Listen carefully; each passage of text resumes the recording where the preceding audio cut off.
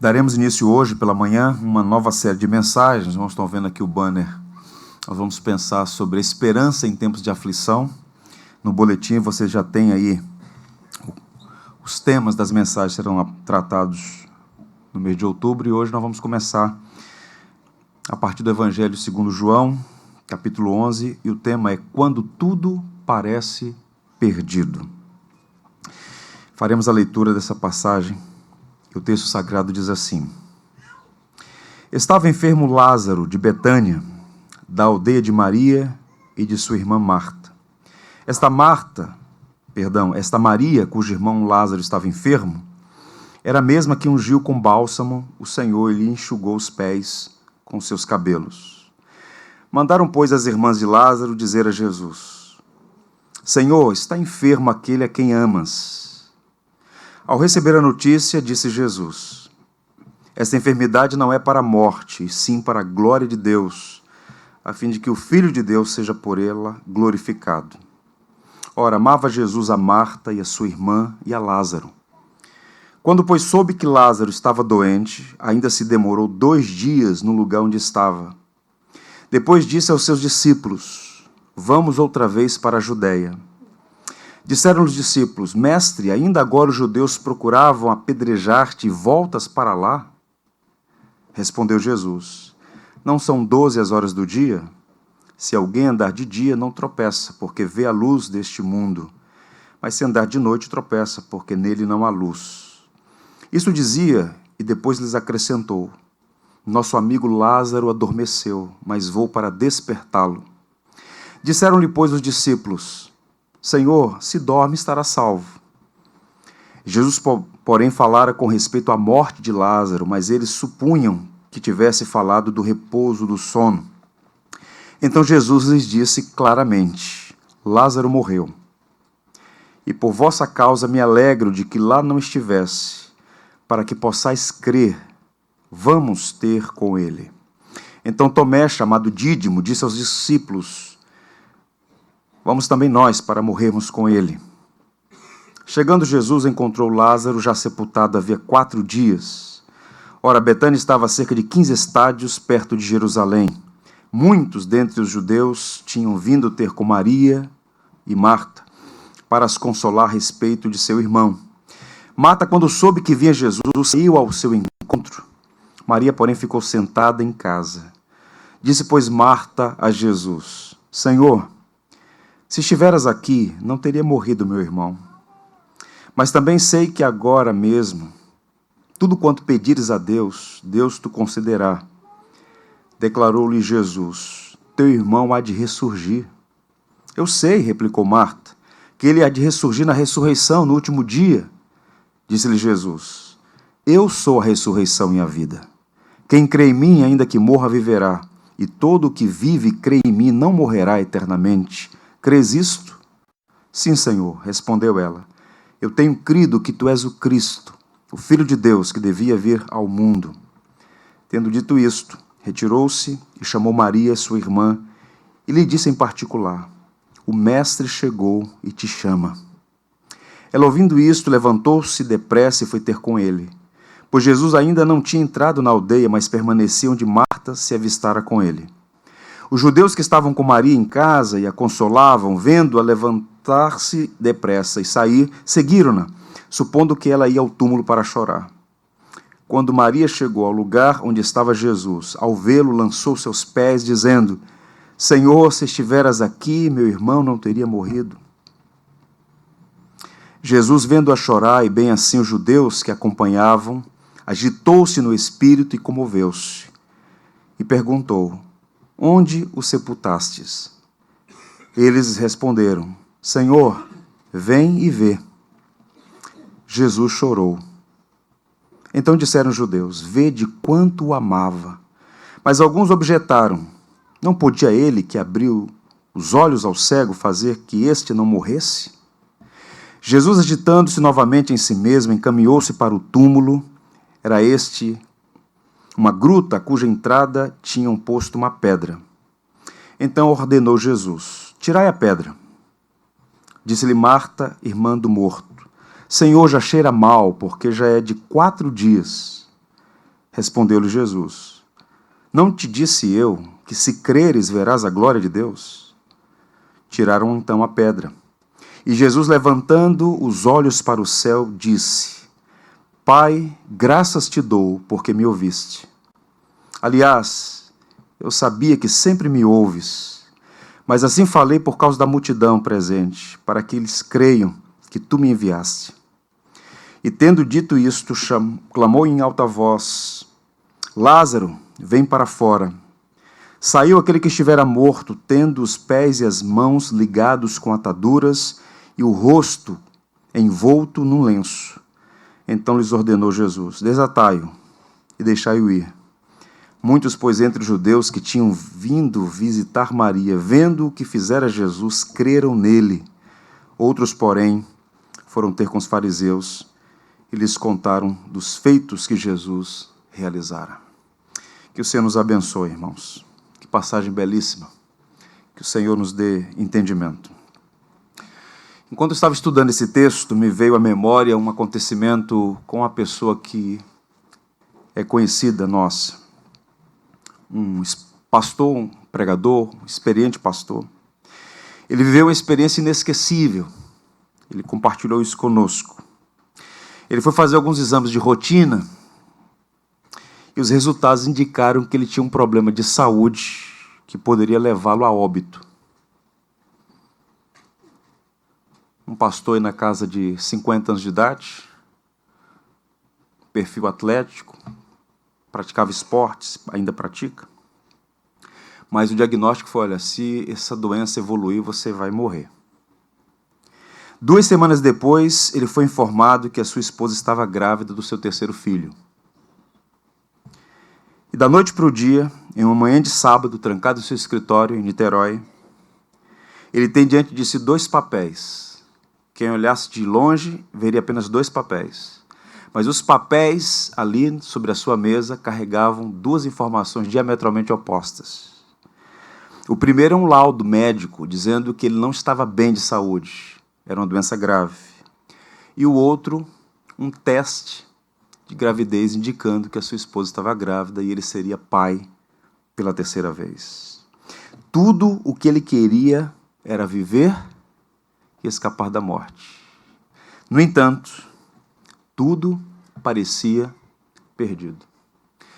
Talvez o seu caso não seja a desse pastor amigo nosso, mas muitas vezes em nossa jornada nós vivemos situações em que, aparentemente, do ponto de vista humano, tudo está perdido. E os problemas podem ser os mais variados possíveis. Essa passagem que nós lemos, ela é encorajadora porque é um cenário muito similar no que tange ao problema e à incapacidade humana de suplantar aquele problema. No entanto, a presença de Cristo naquela família, a presença de Cristo naquela aldeia próxima a Jerusalém, mudou o cenário completamente. Eu queria sua atenção para a gente pensar. O que é que nós podemos aprender a partir dessa passagem, desse relato histórico, que se deu há mais de 2000 anos, que ainda hoje pode nos edificar e nos encorajar, trazer esperança em tempos de aflição. Eu tenho dito aos irmãos que dos evangelhos, são 4, escritos por 4 homens, a partir de 4 perspectivas diferentes, o evangelho de João é o mais profundo, mais denso. João escreve para uma audiência exigente e ele quer apresentar e apresenta com muita propriedade que Jesus é o Filho de Deus. O Verbo eterno que se fez carne e habitou entre nós.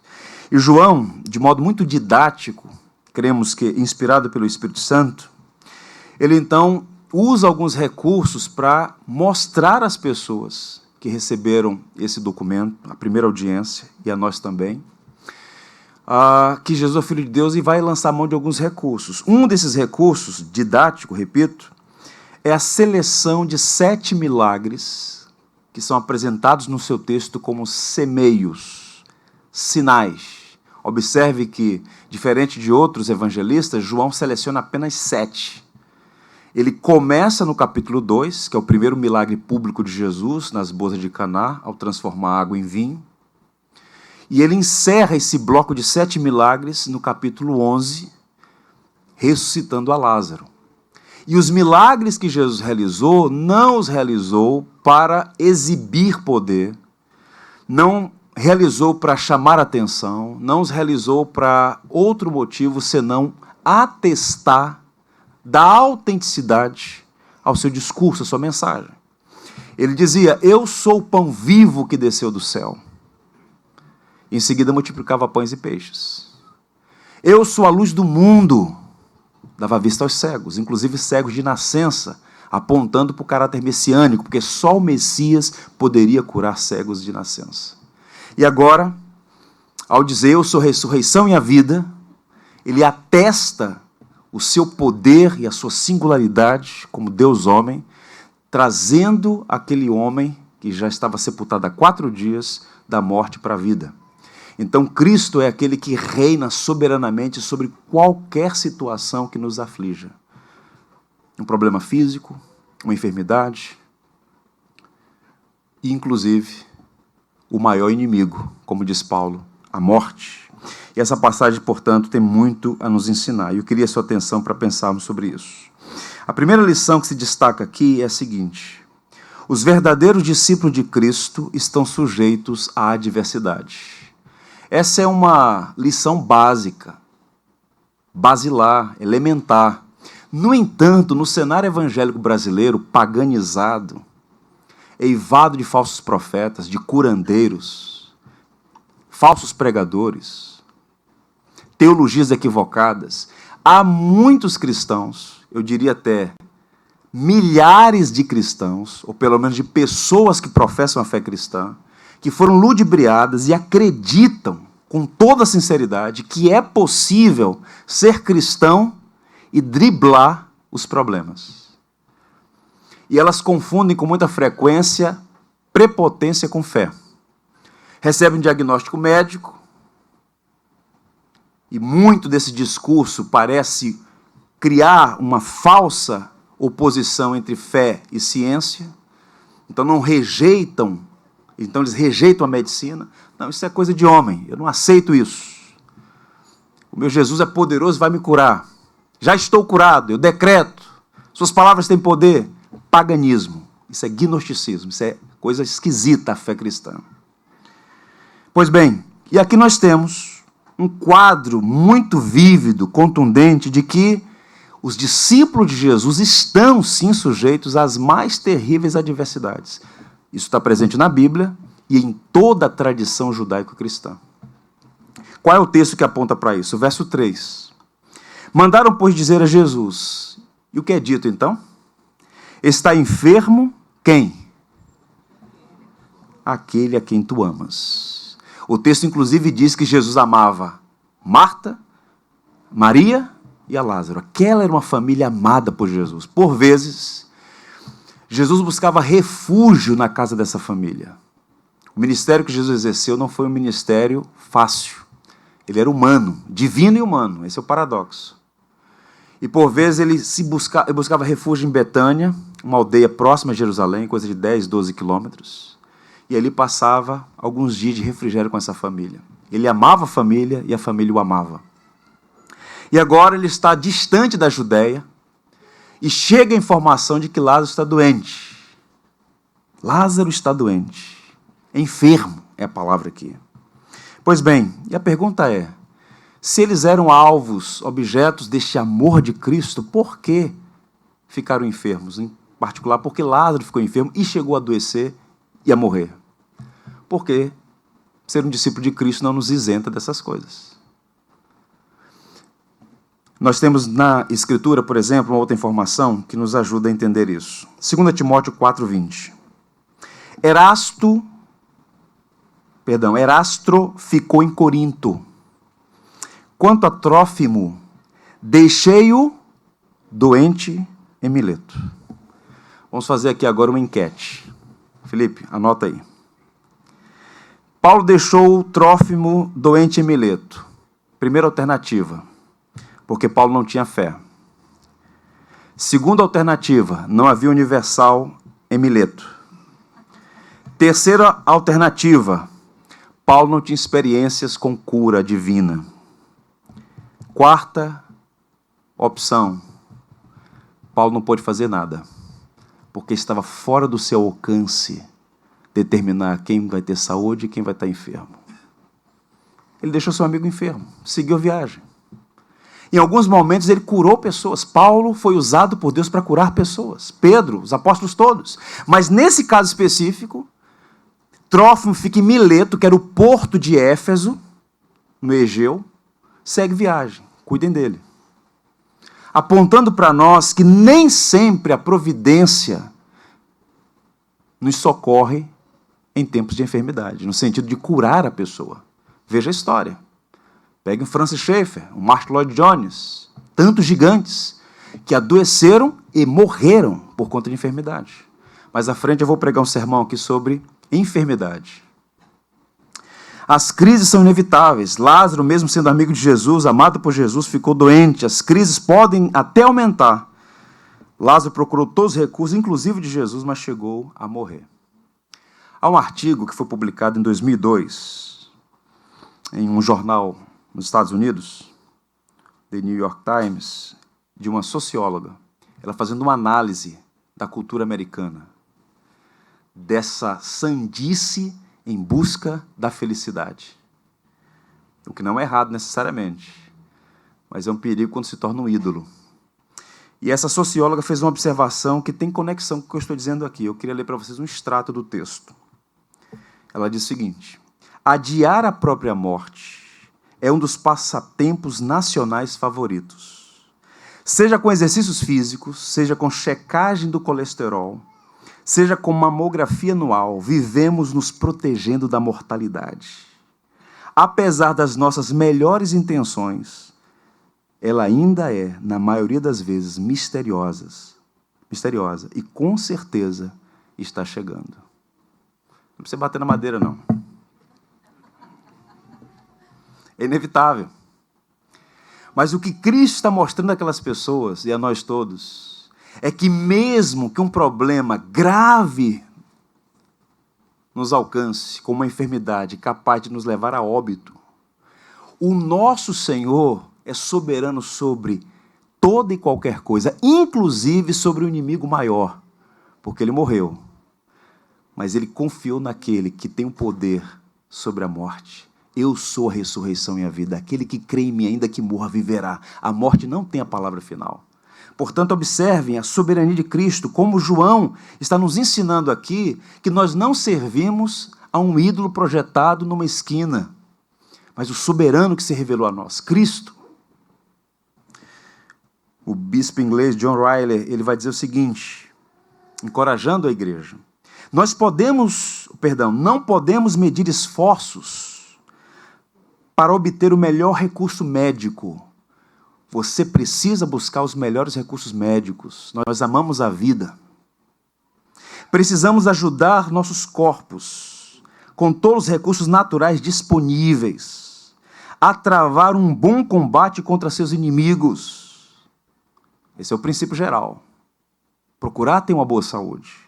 No entanto, em tudo que fizermos, jamais devemos esquecer que o melhor e mais capaz auxiliador está nos céus à direita de Deus. Então, qual é o equilíbrio que a fé cristã nos apresenta? Cuide do seu corpo. Busque ter uma boa saúde.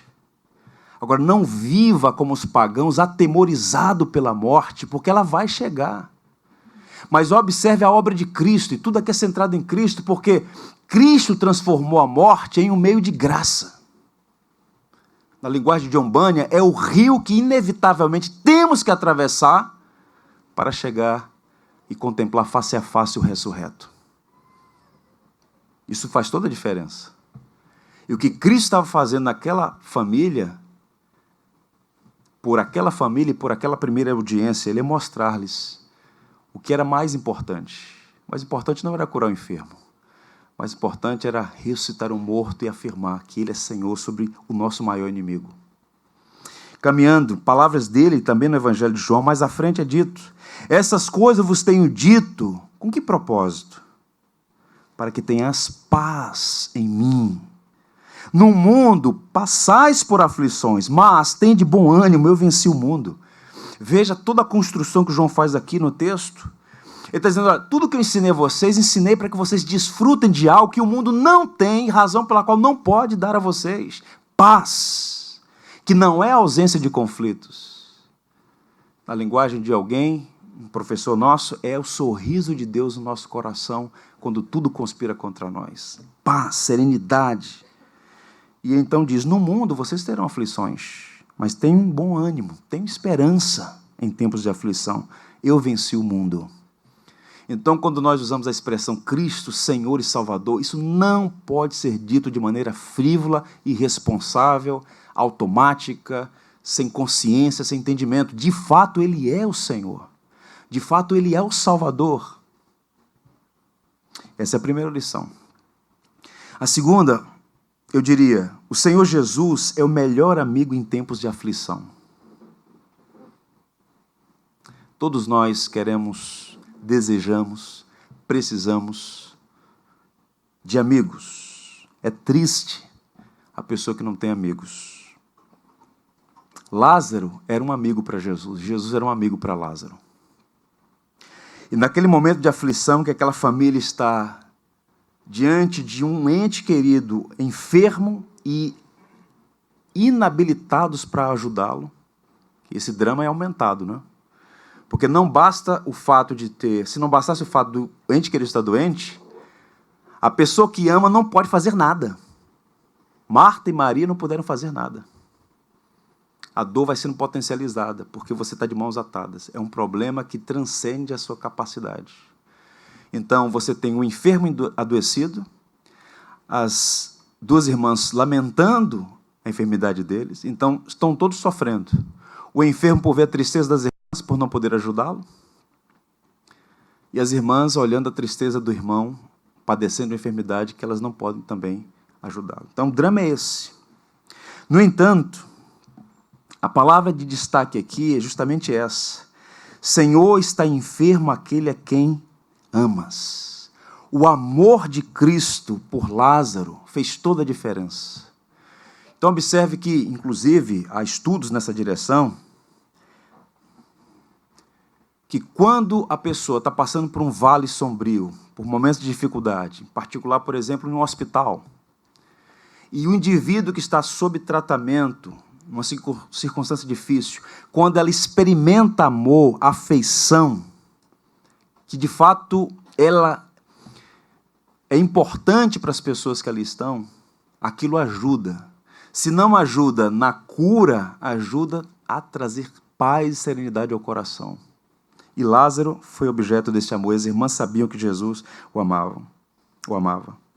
Pois bem, observe o texto, o verso 33. Jesus, vendo-a chorar, e bem assim os judeus que a acompanhavam, agitou-se no espírito e comoveu-se. Essa é uma passagem muito curiosa, porque lança a luz sobre a humanidade de Cristo. Então, tente imaginar a cena. Jesus está se aproximando, ele não chega a entrar na aldeia, e uma das irmãs vem ao encontro dele. E então Jesus tem um diálogo com essa primeira irmã. Ela já vem chorando, informando que ele está morto e dizendo, olha, se o Senhor estivesse aqui, não teria morrido, mas agora não há mais o que possa ser feito. Ele está morto, Senhor. E quando Jesus vê o choro daquela mulher e o dos judeus que estavam acompanhando-a, achando que ela estava indo para o túmulo lamentar a morte do irmão, diz o texto que ele se agitou no espírito e comoveu-se. Essa expressão só aparece aqui e revela a humanidade de Cristo. O que significa agitar-se em espírito? Ou no espírito? A palavra aqui indica o seguinte, que Jesus estava revoltado contra as causas que nos fazem sofrer. Então, quando ele olha para aquele cenário e vê a tristeza das pessoas, as lágrimas das pessoas, lembrando sempre, só quem ama sofre. As pessoas estavam sofrendo porque amavam. Quando você não ama, você é indiferente. Pois bem, o texto está indicando aqui que ele se sentiu náuseas da morte, ira contra o pecado, que é a causa primária da morte, sentiu indignação com os efeitos terríveis do pecado, e ainda hoje, nosso Senhor fica indignado com aquilo que é a causa do nosso sofrimento, dor e tristeza. E só em seguida ele chorou. Então você tem aqui duas situações muito curiosas. Primeiro, ele fica indignado e depois chora. Por quê? Ele fica indignado porque o pecado é a causa primária da dor, do sofrimento e da morte. É por causa do pecado que a morte entrou na história humana. Então ele está revoltado porque ele sabe que o pecado, por onde passa, deixa um rastro de dor, sofrimento, tristeza e morte. O salário do pecado é a morte. Depois dessa revolta, imediatamente ele está comovido, com compaixão. E aí tem o menor verso, em algumas traduções, o menor verso da Bíblia. Jesus chorou. Eu gosto sempre de fazer perguntas ao texto. E a pergunta que esse texto me impõe é a seguinte: por que chorar se ele sabia que dentro de alguns instantes Lázaro estaria vivo? Por que chorou? Chorou porque ele é humano e nos ama e sofre as nossas dores. Nós não servimos a um Deus distante. Ele chorou com os que estavam chorando porque amava aquelas pessoas. Ele sabia que a dor delas era real. Quando você vai a um hospital e vê uma família chorando ao redor de um leito, você vê o sofrimento, a dor, a tristeza, a inabilidade de resolver. Quero resolver, mas não posso. Como ainda há pouco, coisa de 2 semanas, fui ao hospital aqui na Zona Sul, no Copstar, e vi uma família esmagada pela dor, diante de uma situação que humanamente é irreversível. E uma mãe chorando, lamentando o quadro de um filho de 42 anos. Quando tudo parece perdido, precisamos aprender que temos Jesus a nosso favor. O Deus que é amigo, o melhor amigo, que compartilha a nossa dor. E o conceito de Deus hoje é muito distante, distorcido. E nas igrejas o que nós temos hoje, via de regra, é uma visão pagã, paganizada do Deus cristão. Eu li alguns anos atrás, não recordo qual o título do livro, do Billy Graham, quando ele, em visita à Índia, viu, e é comum, ainda hoje, vários sacrifícios absolutamente inócuos, desnecessários e até cruéis e criminosos. Uma mãe jogando o filho dela no rio Ganges, como forma de sacrifício para acalmar o ânimo dos deuses. Coisa triste. E aí o Billy Graham falando que esse não é o Deus cristão. O Deus cristão não pede esses sacrifícios absurdos. O nosso Deus ofereceu o próprio Filho para tratar todos os nossos problemas reais e mais sérios. O próprio Cristo foi oferecido por Deus para que você não precisasse fazer nenhum tipo de sacrifício tolo. E Ele conhece a nossa dor e o nosso sofrimento. Em um artigo falando sobre o paganismo no Brasil, o pastor Hernando Dias Lopes diz o seguinte: Jesus não é o Deus distante dos deístas, nem o Deus impessoal dos panteístas, nem o Deus iracundo e caprichoso dos feiticeiros, nem o Deus fatalista dos estoicos, nem o Deus bonachão dos epicureus. Jesus não é o Deus morto, fixado na madeira, na pedra, no mármore, carregado no ombro pelos fiéis. Jesus não é o Deus legalista, xerife cósmico dos fariseus. Jesus é o Deus que sofre conosco, que chora pela nossa dor. Ele é o Deus que vê, que ouve, que sente e que intervém. Esse é o Cristo que aparece aqui em João capítulo 11. E há um verso, em toda a carta aos Hebreus aparecem versos preciosíssimos, mas há um que se destaca sobre essa humanidade de Cristo, que aponta para nós verdades maravilhosas que nos encorajam a orar ao Senhor, sabendo que Ele conhece a nossa dor, não apenas porque é onisciente, mas conhece porque é humano como nós e já experimentou dores similares às nossas. Hebreus 4, verso 15 diz assim: porque não temos sumo sacerdote que não possa compadecer-se das nossas fraquezas. Antes foi ele tentado em todas as coisas, a nossa semelhança, mas sem pecado. O que esse autor está dizendo? O que o escritor aos Hebreus está dizendo? Que o nosso sumo sacerdote, que o nosso sumo pontífice, que o nosso mediador, que o nosso Senhor, o nosso Salvador, Jesus Cristo, é alguém que tem uma natureza semelhante à nossa, exceto em pecado, de modo que ele é alguém experimentado em dores. Qual seja a sua aflição, qual seja a sua dor, ele conhece. Não sabe o que é pecado, porque jamais pecou, mas conhece as nossas dores. Você já se sentiu sozinho, abandonado? Sentimento. Você pode estar cercado por pessoas, mas está se sentindo só, abandonado. Ele sabe o que é isso. No momento mais crucial, no Getsemane, foi abandonado pelos melhores amigos. Você sabe o que é ser perseguido? Ele sabe o que é ser perseguido. Você sabe o que é ser humilhado publicamente? Ele sabe. Você sabe o que é ser desprezado pela sua família? O reputado, até como alguém desorientado, ele foi reputado pela sua família como alguém que estava fora de si. Você sabe o que é ser traído? Ele experimentou traição. Você sabe o que é a dor da enfermidade? Ele carregou todas elas. Você sabe o que é a dor da morte? Ele morreu por todos nós. Portanto, nós temos um Cristo mediador, humano, divino, sem igual, incomparável, único, redentor de todo aquele que crê. Portanto, o autor de Hebreus segue no seu raciocínio e diz: acheguemo-nos, portanto, baseado nisso, confiadamente junto ao trono da graça, a fim de recebermos misericórdia e acharmos graça para socorro em ocasião oportuna. Chegue aos pés do Senhor com confiança. O trono dele é trono de graça, e ele é um Deus que ministra misericórdia em ocasião oportuna. Há um hino no Cantor Cristão, o hino 77, Jesus é o melhor amigo.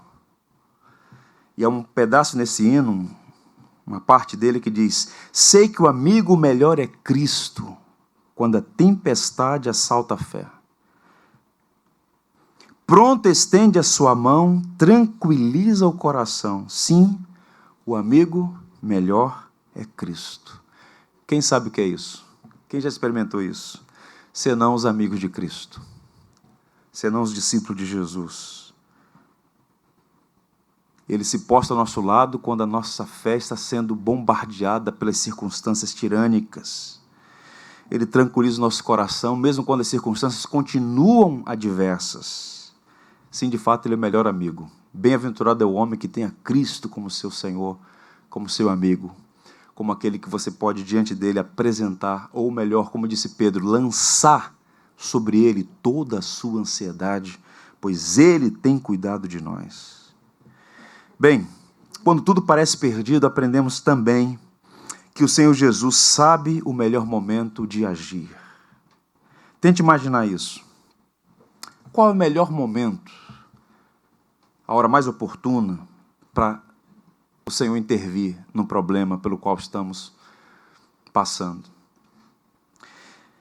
Nós temos que tomar alguns cuidados na nossa jornada como cristãos, porque existem alguns vícios que nós vamos absorvendo na caminhada, e esses vícios vão se tornando hábitos, e de repente se torna um dogma inamovível. Está lá presente, não sai por nada. Um desses vícios é fazer das nossas orações conselhos a Deus. Nós estamos passando por um problema, o problema é real, não é imaginário, é real, é aflitivo. E de repente, sem parar para pensar, inadvertidamente, nós estamos dando conselhos a Deus. Senhor, faz assim, agora, não pode esperar para amanhã. E estamos fazendo das nossas orações conselhos a Deus.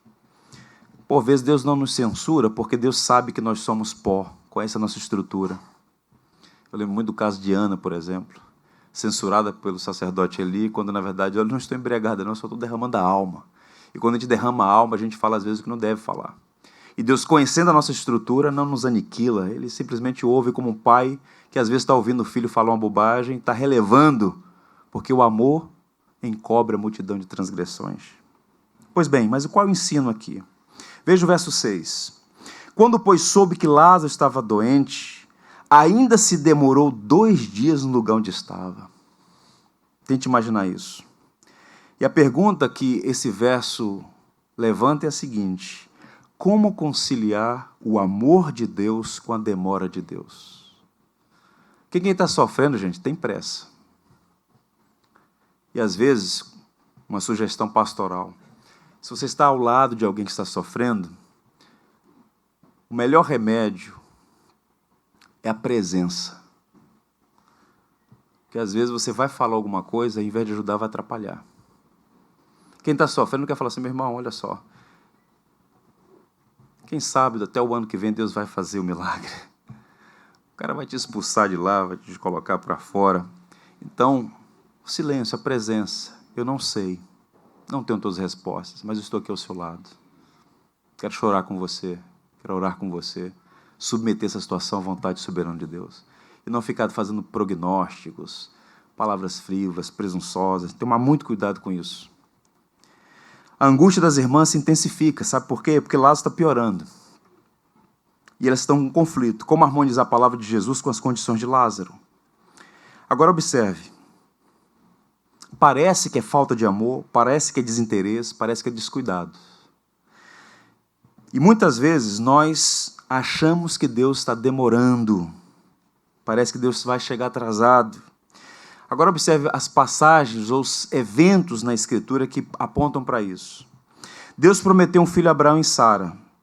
Só depois de muitos anos, 25 anos, cumpriu a promessa. Por que tanto tempo assim?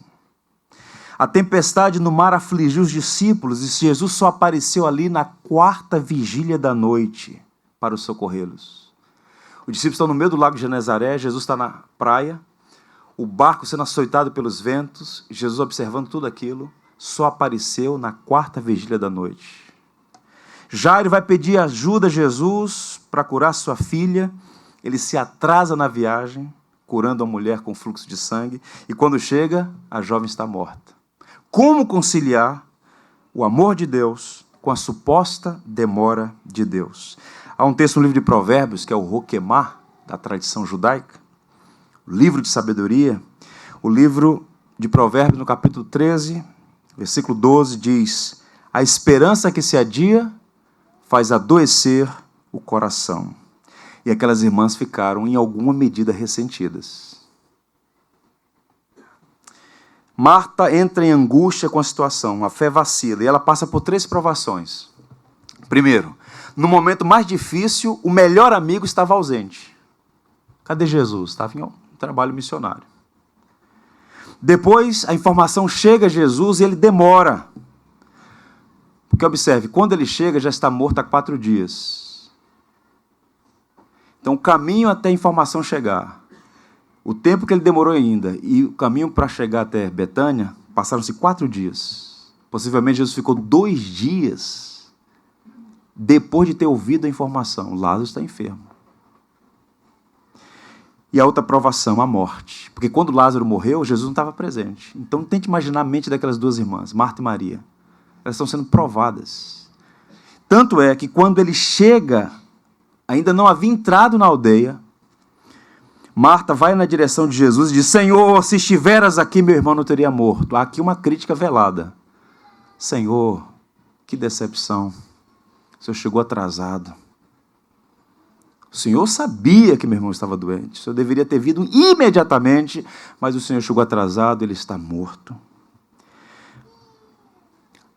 Aí Jesus então diz: teu irmão há de ressurgir, filha. Ah, sim, eu conheço essa teologia, eu fiz a CBD. Ele vai ressurgir no último dia. Eu já sei disso, não vem com teologia para mim, não, eu já sei que ele vai ressurgir. Então ela critica Jesus não ter chegado, chegou atrasado, passado. E quando Jesus fala de ressurreição, ela fala: não, isso vai ser mais para frente, eu quero vê-lo agora, mas não é mais possível, porque o Senhor chegou atrasado. E aí o Senhor pega essa mulher que está com foco no passado, e olhando para um futuro distante, e traz ela para o presente. Diz assim: filha, eu sou a ressurreição e a vida. Aquele que crê em mim, ainda que viva, morra, viverá eternamente. E aí ele olha nos olhos dela e diz assim: você crê nisso? Tente imaginar uma irmã que sepultou seu irmão há 4 dias. O livro de Hebreus diz que Jesus é o mesmo ontem, hoje e eternamente. A demora de Jesus é pedagógica, ele tem algo a nos ensinar. Não é tirania, não é capricho. Vou ver como é que vai reagir. Não. Como um pai que disciplina um filho com o objetivo de torná-lo melhor, mais consistente, mais consciente, mais amadurecido, e por vezes precisa tomar algumas medidas que aparentemente são até duras demais, essa demora de Jesus tem esse tom, essa dose de dureza, mas o fim último revela seu grande amor. O pregador Alexander McLaren, o primeiro batista a pregar na Aliança Batista Mundial, em 1905, um escocês, pregando naquela passagem de Jesus acalmando a tempestade, ele disse assim: às vezes Cristo demora a vir em nosso auxílio, a demora é real, a fim de provar a nossa fé e avivar as nossas orações.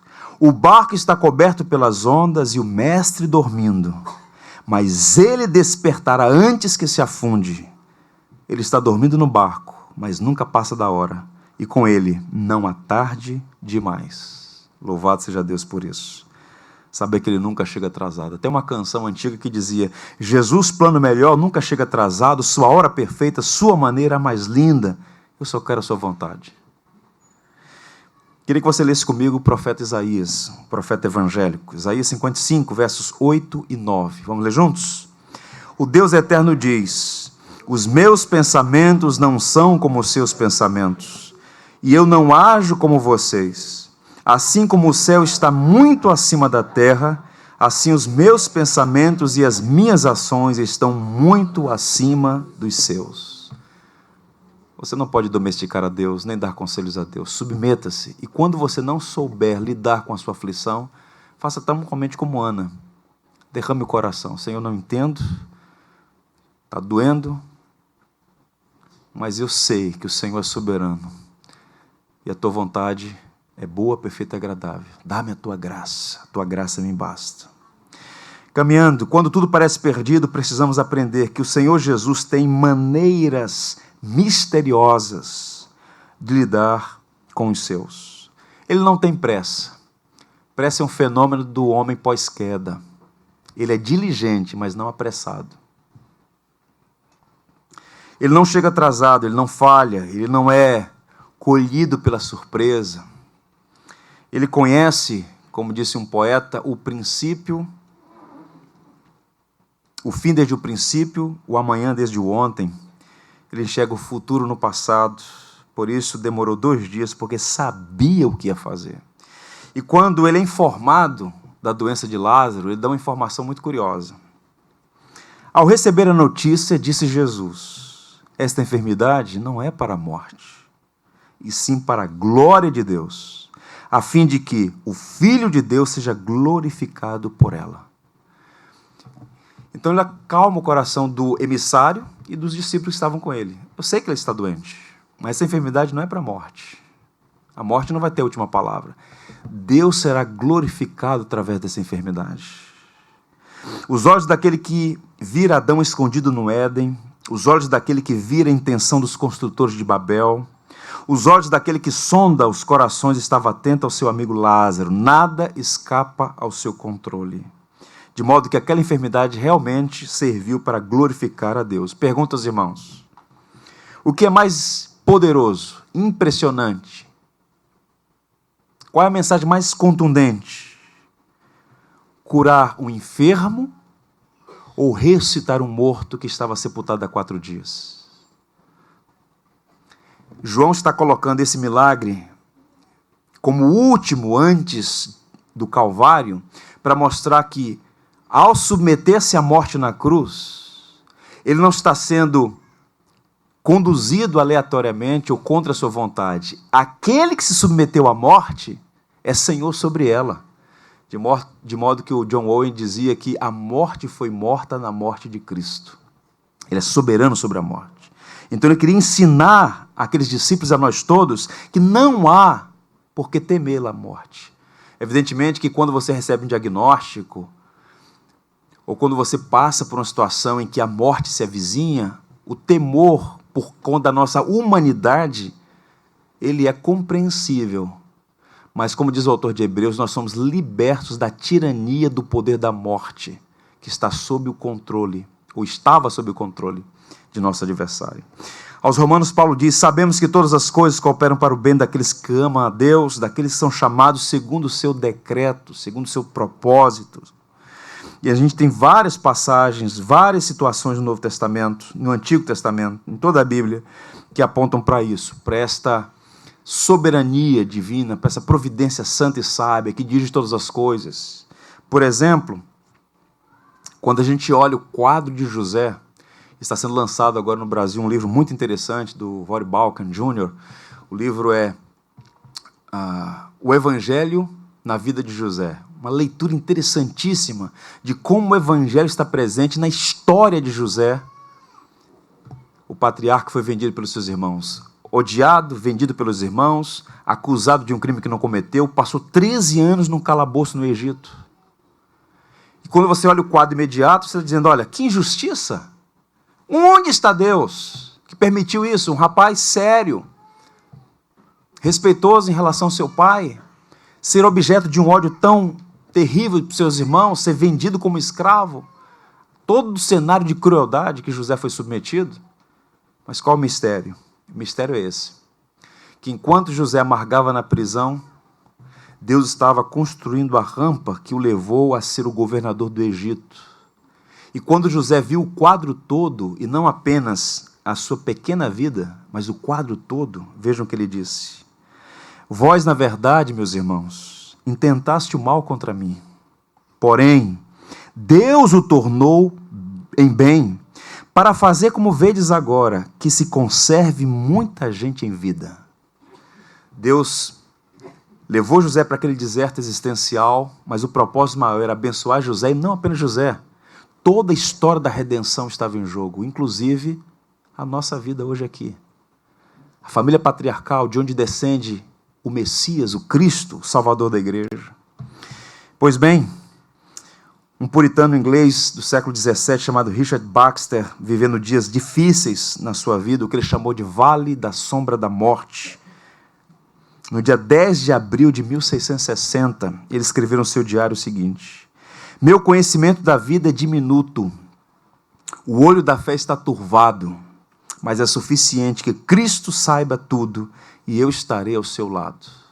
As tribulações turvam a nossa visão, embaçam a nossa visão, enfraquecem a nossa memória, mas nós devemos lutar contra isso e dizer, eu sei que as circunstâncias são difíceis, mas Cristo está ao nosso lado. Não foram essas últimas palavras de Wesley, no seu leito de morte? O melhor de tudo é que Deus está sempre conosco. Há um outro episódio no Evangelho, e esse episódio aqui eu já contei aos irmãos, e eu tenho um apreço, uma identificação muito grande com este verso. Quando Jesus está lavando os pés dos discípulos, naquela cena memorável, e quando Pedro então repele a Jesus, não, meus pés você não vai lavar não.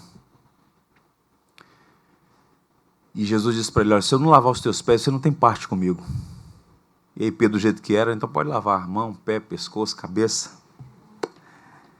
E aí Jesus então disse para Pedro assim, você agora não entende o que eu estou fazendo, mas, sem o ir, mas vai entender mais tarde.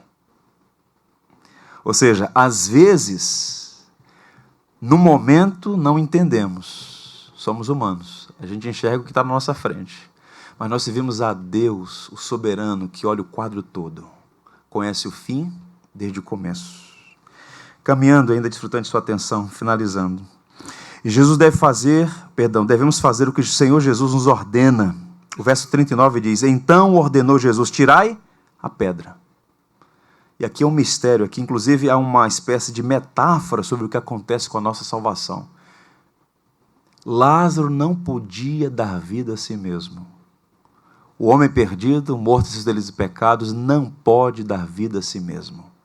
A salvação é monergística, é obra de um só. Só Deus dá vida a mortos. E quando o Senhor Jesus se posta diante daquele túmulo, manda retirar a pedra e diz, Lázaro, vem para fora. Vocês sabem que ele chamou o nome Lázaro, porque senão se ele chamasse vem para fora, todos os mortos seriam ressuscitados. Então ele chama pelo nome, porque é só Lázaro dessa vez. Lázaro, vem para fora. E quando Lázaro sai, naquele cenário todo atado, ritual judaico, embalsamento do corpo, todo com atadura e com um lenço de linho sobre o rosto. Tente imaginar a cena, Lázaro saindo. E o Senhor diz então assim, tirai as ataduras. Duas coisas, tirar a pedra e tirar as ataduras. Em outras palavras, existem algumas responsabilidades que são nossas. O milagre da vida é Deus que faz. Mas a igreja tem algumas responsabilidades. Tirar a pedra. Desatar as ataduras. Cuidar. Isso é interessante. Queria falar mais sobre isso, mas meu tempo já está se esgotando. Então eu vou para o último ponto. A fé são as lentes pelas quais vemos a glória de Deus. E é com isso eu encerro. Por que a fé são as lentes através das quais vemos a glória de Deus? Observe então os versos 38 e 39 mais uma vez. Tirai a pedra, disse-lhe Marta, irmão do morto. Senhor, já cheira mal, porque já é de 4 dias. Respondeu Jesus, não te disse eu que se creres verás a glória de Deus? O verbo crer aqui, quando Cristo diz para ela, se você crer, se creres, verás a glória de Deus, Cristo está falando sobre fé. E fé aqui, irmãos, mais uma vez recuperando o conceito bíblico, teológico de fé. Fé não é acreditar. Fé não é acreditar. Você pode acreditar em muitas coisas baseado no otimismo flácido, sem nenhuma consistência, e não vai acontecer. Isso é um discursinho de autoajuda, barato. Fé é confiança na palavra de Deus. Se você crer no que eu estou te dizendo, que eu sou a ressurreição e a vida, você vai ver a glória de Deus. Em outras palavras, se você confiar na minha palavra, na minha obra, em quem eu sou, você vai ver a glória de Deus. Portanto, elas estão sendo encorajadas a olhar para a realidade com as lentes da fé. E a verdadeira fé posta os seus olhos na palavra de Deus, no que Deus disse. O que é que Deus disse? Nunca jamais te abandonarei, nunca te deixarei. O que é que a palavra diz? Eis que estou convosco todos os dias até a consumação dos séculos. No mundo tereis aflições, mas tem de bom ânimo, eu venci o mundo. Aquele que crê em mim, ainda que morra, viverá.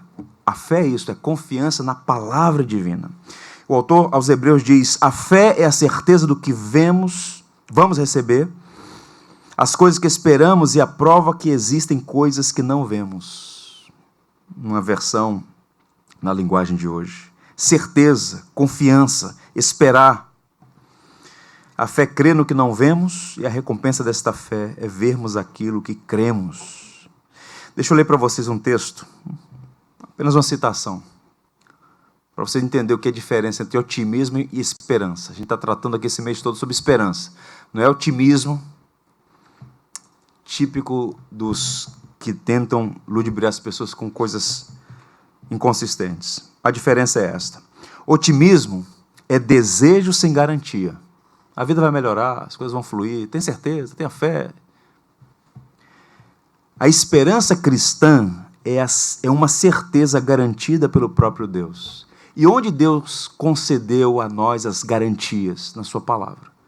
Então, portanto, em qualquer circunstância, seja uma circunstância de bonança ou de aflição, nós temos que ouvir a palavra. O que é que Deus diz? O que é que a palavra nos ensina? E aí, penúltimo verso que eu quero ler com os irmãos. Palavra do Senhor aos cativos que estavam lá na Babilônia. Para você que está sofrendo, talvez afligido por alguma circunstância. Sou eu que conheço os planos que tenho para vocês. Prosperidade e não desgraça. E um futuro cheio de esperança. Sou eu, o Eterno, quem está falando. Os planos de Deus para nós são planos maravilhosos. Deus nos ama. E mesmo quando Ele permite aflições, o propósito último é nos abençoar. No contexto do culto, hoje nós lemos o Salmo 42. Eu faço aqui um desafio a você. Hoje, durante a semana, leia, releia, leia mais uma vez, medite no Salmo 42. E ele termina dizendo assim, e eu queria que você lesse comigo. Vamos ler juntos? Salmo 42, último verso aí do slide. Por que está batida, ó minha alma?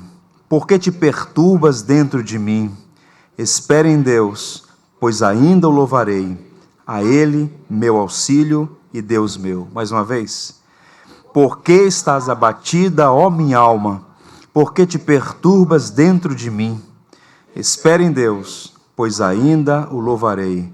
A Ele, meu auxílio e Deus meu. Amém? Vamos ficar em pé, queridos. Vou pedir aqui. Tudo que tens feito, por tudo que vai vais fazer, por tuas promessas e tudo que és. Eu quero te agradecer com todo o meu ser. Te agradeço, meu Senhor. Te agradeço, meu Senhor. Te agradeço por me libertar e salvar, por ter morrido em meu lugar. Te agradeço, Jesus, te agradeço. Eu te agradeço, te agradeço por tudo que tens feito, por tudo que vais fazer, por tuas promessas e tudo que és. Eu quero te agradecer com todo o meu ser. E aí?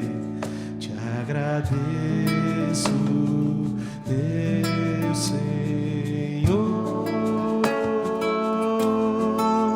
Te agradeço, meu Senhor. Te agradeço por me libertar e salvar, por ter morrido em meu lugar. Te agradeço, Jesus.